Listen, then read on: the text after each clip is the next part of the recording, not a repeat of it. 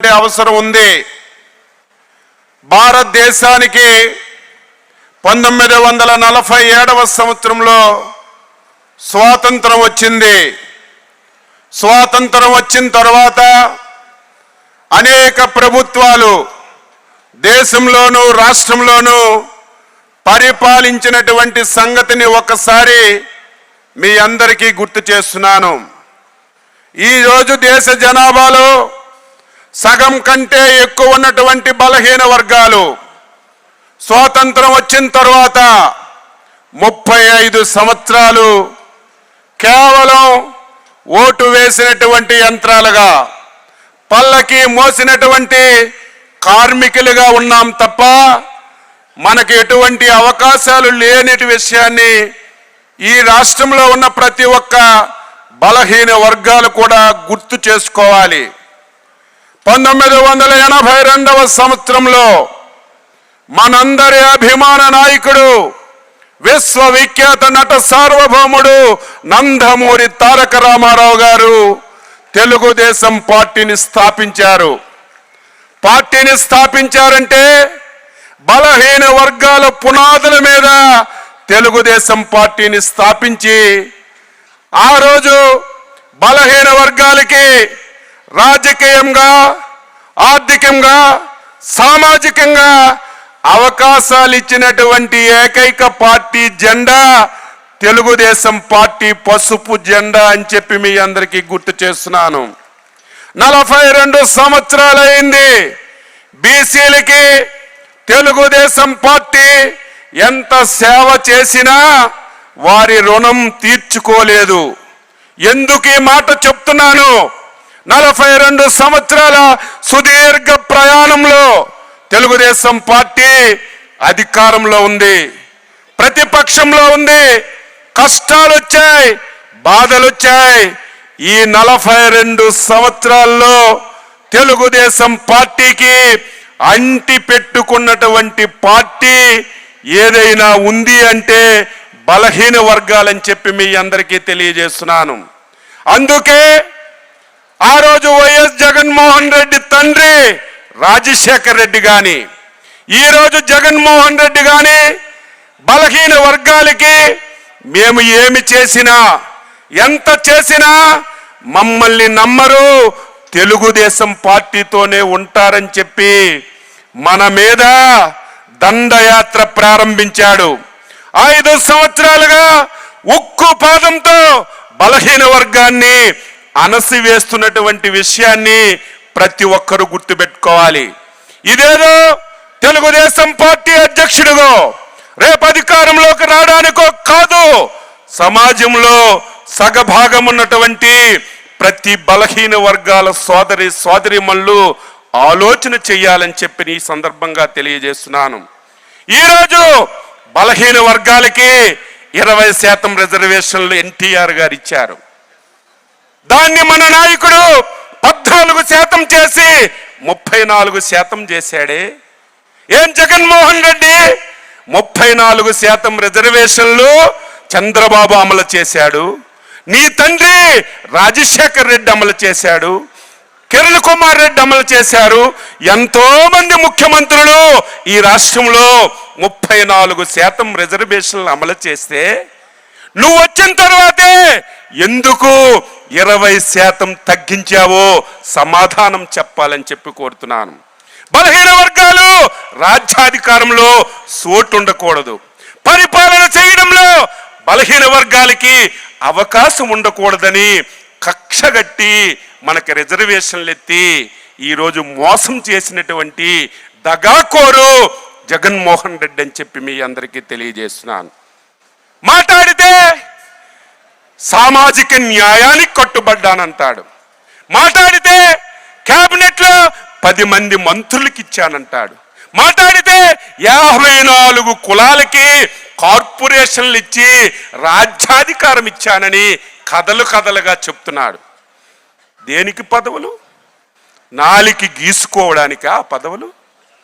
Corporation chairmans ఉన్నారు, toll gate దగ్గర డబ్బు కట్టకుండా వెళ్ళడానికే కార్పొరేషన్ పదవులు తప్ప రెడ్ అక్షరాలతో బోర్డు పెట్టుకోవడానికే కార్పొరేషన్లు తప్ప ఈ రాష్ట్రంలో 54 కార్పొరేషన్లలో మీ కులంలో ఏ ఒక్కడికి ఒక్క పైసా రుణం ఇచ్చారని మీరు నిరూపిస్తే రాజకీయాల నుంచి తప్పుకుంటానని చెప్పి ఛాలెంజ్ చేస్తున్నాను. ఎందుకు బలహీన వర్గాలు ఆర్థికంగా బలపడకూడదు? చదువుకున్న బలహీన వర్గాలు స్వయం ఉపాధితో ముందుకెళ్ళకూడదు. బలహీన వర్గాలు బలపడితే జగన్మోహన్ రెడ్డి ప్యాంటు తడిసిపోతుందని భయంతో మన మీద కక్ష గట్టి ఈ కార్యక్రమాలు చేస్తున్నాడు. 10 మంది మంత్రులకు ఇచ్చానంటున్నాడు. ఏ ఒక్క మంత్రి అయినా సరే ముఖ్యమంత్రి జగన్మోహన్ రెడ్డితో నేరుగా వెళ్ళి మాట్లాడే శక్తి ఉన్నవాడు ఒక్కడైనా ఉన్నాడా? ఒక కానిస్టేబుల్ కు ఒక అటెండర్ కు ట్రాన్స్ఫర్ చేసే అధికారం ఏ ఒక్కడికైనా ఉందా అని చెప్పి అడుగుతున్నాను. బాధ ఆవేదన కలుగుతుంది. అధికారం లేకపోయినా పర్వాలేదు, గౌరవం ఉండాలి, ప్రతిష్ఠ ఉండాలి. ఈ రాష్ట్రంలో బలహీన వర్గాలకి ప్రాతినిధ్యం వహిస్తున్నటువంటి ఒక మంత్రి గోపాలకృష్ణ వైఎస్ జగన్మోహన్ రెడ్డి చిన్నానికి కింద కూర్చొని పాదాభివందనం చేసి బలహీన వర్గాల పరువుని మంట గలిపేవే. ఇది ఒక బాధ, ఆవేదన కలుగుతున్న విషయాన్ని మీ అందరి దృష్టికి తీసుకొస్తున్నాను. పేరుకి 10 మంది బీసీ మంత్రులు. మా ఉత్తరాంధ్రలో యామహామీలు ఉన్నారు. ధర్మాన ప్రసాద్, బొత్స సత్యనారాయణ, నిన్న మొన్నటి వరకు చంద్రబాబు నాయుడికి తిట్టు తిట్టకుండా తిట్టినటువంటి అనకాపల్లి ఎమ్మెల్యే, ఆయన పేరు కోడిగుడ్డు అమర్నాథ్, టిక్కెట్ కూడా ఇవ్వలేదు. వీళ్ళంతమంది బీసీలు ఉత్తరాంధ్రలో ఉంటే వీళ్ళకి పరిపాలన శాతకాన్నట్టుగా, వీళ్ళకి అక్షరాలు లాన్నట్టుగా ఉత్తరాంధ్రని వారి చిన్నాన్న పెద్దిరెడ్డికి మొత్తం రాసేశాడు. ఈరోజు కోస్తా జిల్లాలకి పెద్దిరెడ్డి,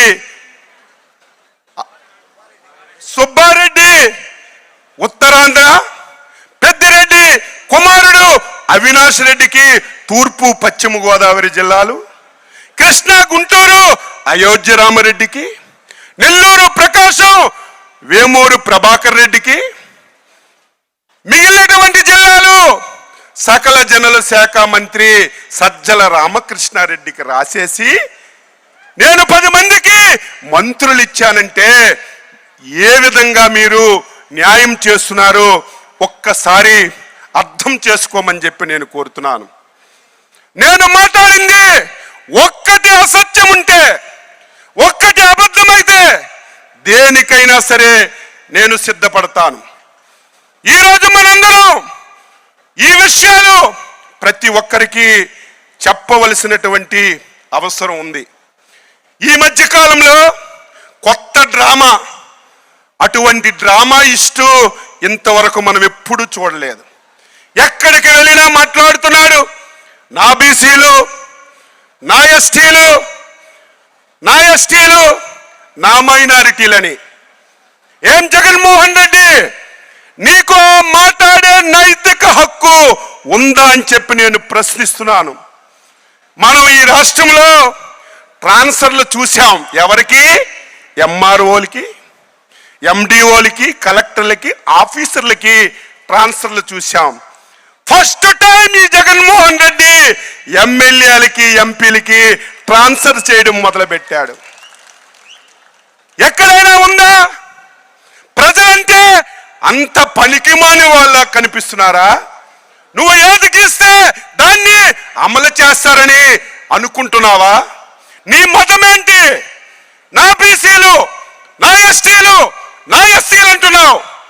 37 మందికి ట్రాన్స్ఫర్లు చేశాడు. 37 మందికి, అందులో 25 మంది మన బీసీలు, ఎస్సీలు, ఎస్టీలు. వాళ్ళే అమాయకులా?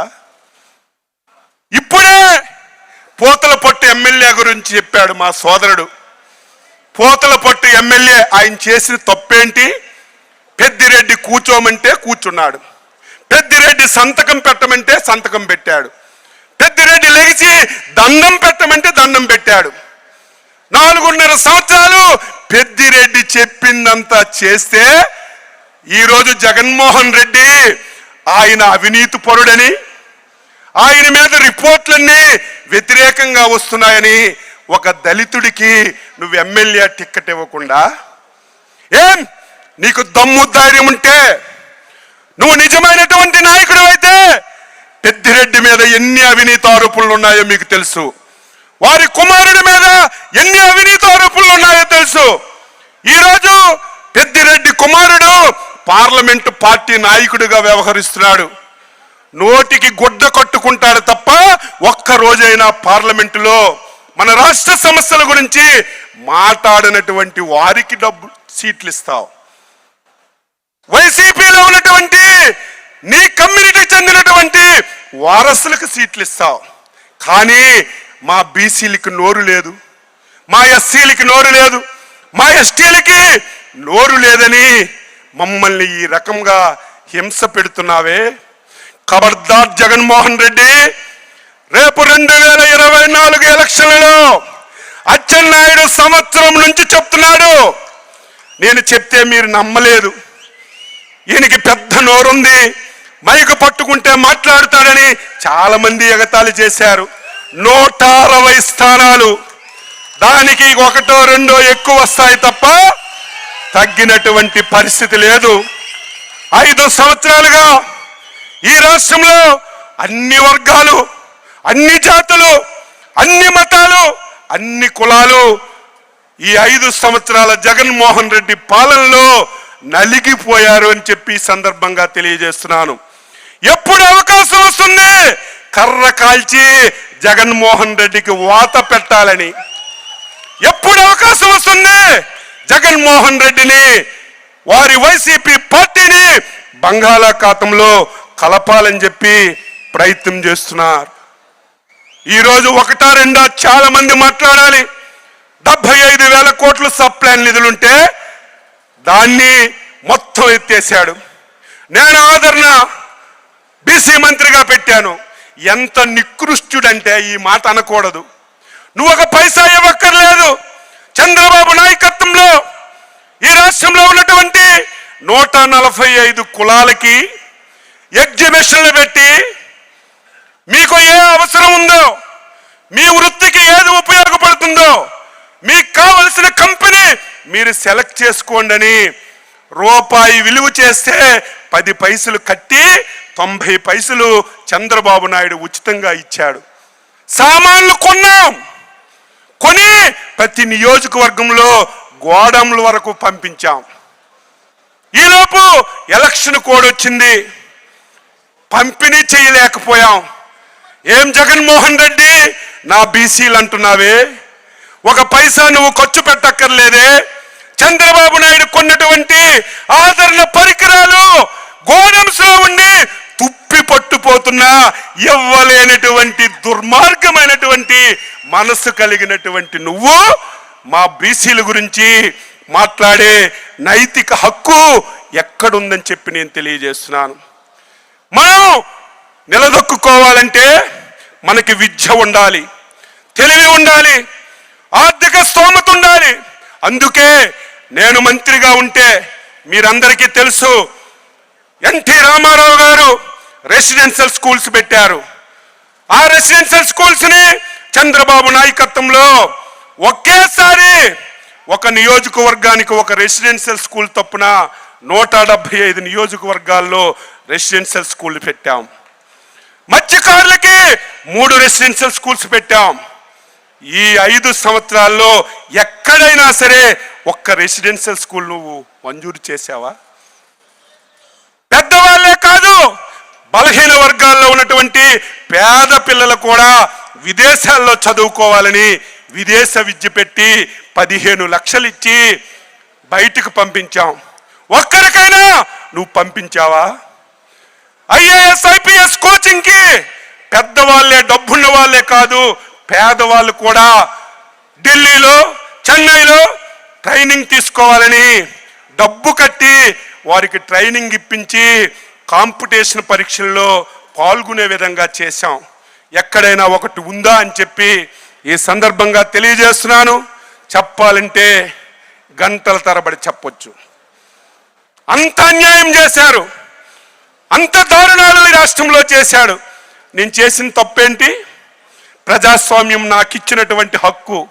ఒక ప్రభుత్వం అయినా, ఒక ముఖ్యమంత్రి అయినా తప్పు చేస్తే అడిగే హక్కు నాకుంది, మాట్లాడే హక్కు నాకుంది. ఈ ప్రభుత్వం, ఈ ముఖ్యమంత్రి చేస్తున్నటువంటి తప్పులు అసెంబ్లీలో బయట మాట్లాడుతున్నానని నా మీద కేసు పెట్టి 75 రోజులు జైల్లో పెట్టాడు. మా రవీంద్రని, యనమల రామకృష్ణుడు గారిని ఒక ఎస్సీ పెళ్లికి వెళ్ళారని ఎస్సీ ఎస్టీ కేసు పెట్టారు. అయ్యన్న పాత్ర గారు 75 సంవత్సరాల్లో రేప్ చేశారని రేప్ కేసు పెట్టారు. ఎక్కడా బీసీలంటే నీకు ఈరోజు ఎంత దారుణం అంటే, బీసీలు ఎవరైనా మాట్లాడితే కేసు పెట్టడం, అరెస్ట్ చేయడం, ఆస్తులు ధ్వంసం చేయడం, ఇదే ఒక విధానంగా పెట్టుకొని పని చేస్తున్నటువంటి జగన్మోహన్ రెడ్డికి సాగనంపవలసిన అవసరం ఉంది. చంద్రబాబు నాయుడు ముఖ్యమంత్రి పదవి గురించో, లేకపోతే మా అందరికీ ఎమ్మెల్యేలో, ఎంపీలో, మీకు కార్పొరేషన్లో మీకు అధికారం గురించి కాదు. గుర్తు పెట్టుకోండి 5 కోట్ల మంది ప్రజలారా, గుర్తు పెట్టుకోండి ప్రతి తెలుగు పౌరుడా. ఈ రాష్ట్రానికి రేపు 2024లో తెలుగుదేశం జనసేన ప్రభుత్వం రాకపోతే మనం ఇంటికి తాళాలు వేసుకొని కాశీ యాత్రకి వెళ్ళిపోవడమే తప్ప ఇంకొక మార్గం లేదని చెప్పి మీకు తెలియజేస్తున్నాను.